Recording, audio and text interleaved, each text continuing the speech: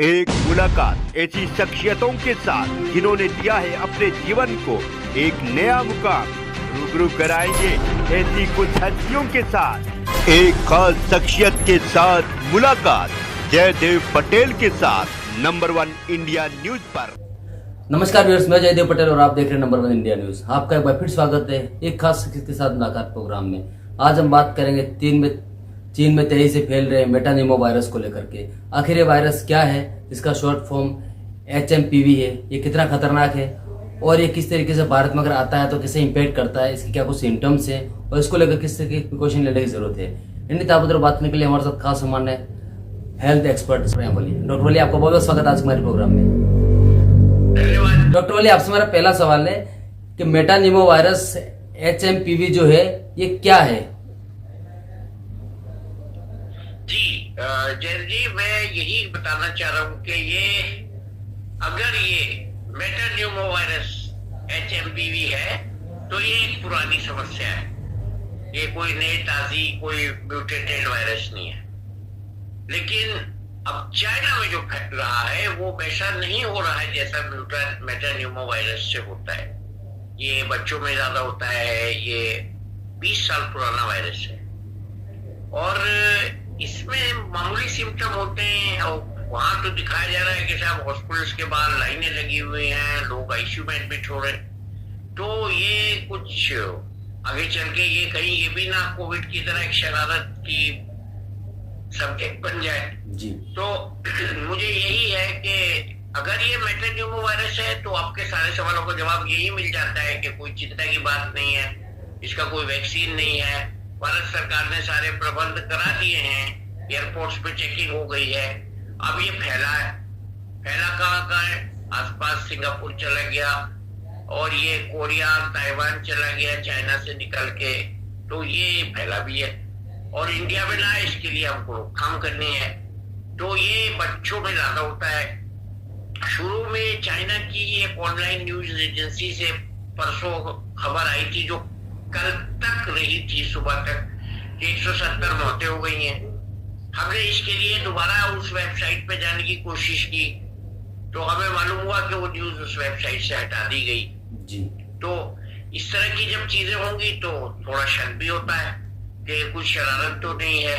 बल्कि एक चैनल वाले तो लिख के भी ले आए थे मेरे पास सारे सवाल। मैंने कहा हाँ हो सकती है भैया, लास्ट टाइम भी आपकी तक पता नहीं लगा था, क्योंकि ये चाइना वाले ना खुद को बताते हैं, ना WHO को बताते हैं, ना हमको बताते हैं, ना अखबार को बताते हैं, ना प्रेस को बताते हैं।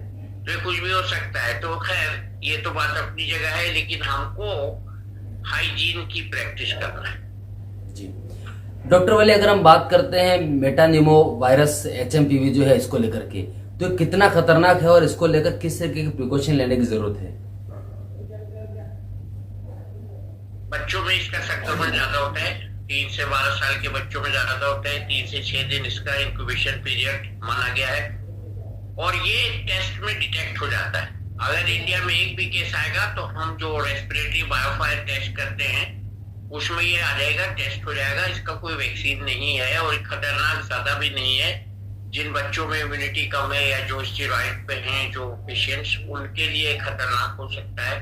सेकेंडरी इन्फेक्शन हो जाए उसमें खतरनाक हो सकता है, ICU पे जा सकते हैं वो लोग। और कोई और कारण से, किसी और कारण से कोई साइमल्टेनियस दूसरा infection, fungal infection, HIV infection वो हो जाए तो फिर उससे भी खतरा हो सकता है। लेकिन नॉर्मल लोगों में इसमें कोई मौत का खतरा नहीं है। क्योंकि चाइना में मौतें हुई, इसलिए फिर मैं अपनी वही बात दोहराऊंगा कि कहीं ये और कुछ तो नहीं है, कोई दूसरी शरारत तो नहीं है।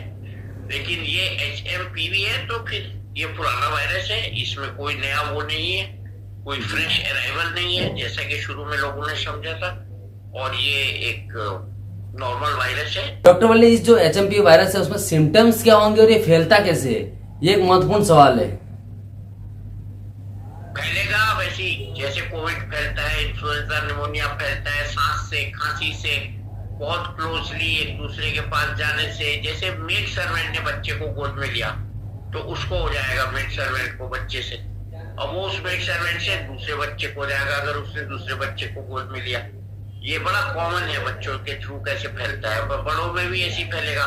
आपने छींक दिया, रेस्पिरेटरी एटिकेट्स नहीं फॉलो किए, आपने मास्क नहीं लगाया, आप भीड़ वाले इलाके में चले गए, आपने हैंड हाइजीन नहीं प्रैक्टिस की, अपनी इम्यूनिटी ठीक नहीं रखी, खान पान का ख्याल नहीं रखा, उससे फैल जाएगा। कोई वैक्सीन नहीं है और ये फैलने का इसका यही मैकेनिज्म है और कोई और मैकेनिज्म नहीं है। जी डॉक्टर वाली, आपसे मेरा एक आखिरी सवाल है कि HMPV वायरस का कहीं ना कहीं कोरोना से तुलना करना कितना सही रहेगा इस समय, क्योंकि सवाल ये भी सामने आ रहे हैं। मैं तो कहूंगा जी, इससे जितनी सेंसिटाइज है ना लोग को कंपेयरिंग तो करना ही पड़ेगी, लेकिन इसके और उसके बीच में बहुत बड़ी डिफरेंसेस हैं। मैंने फिर एक बार ये पॉइंट लाना है कि अगर ये कोई न्यू म्यूटेंट जो चाइना में हो रहा है वो अलग है तो हमको कंपेयर करना पड़ेगा।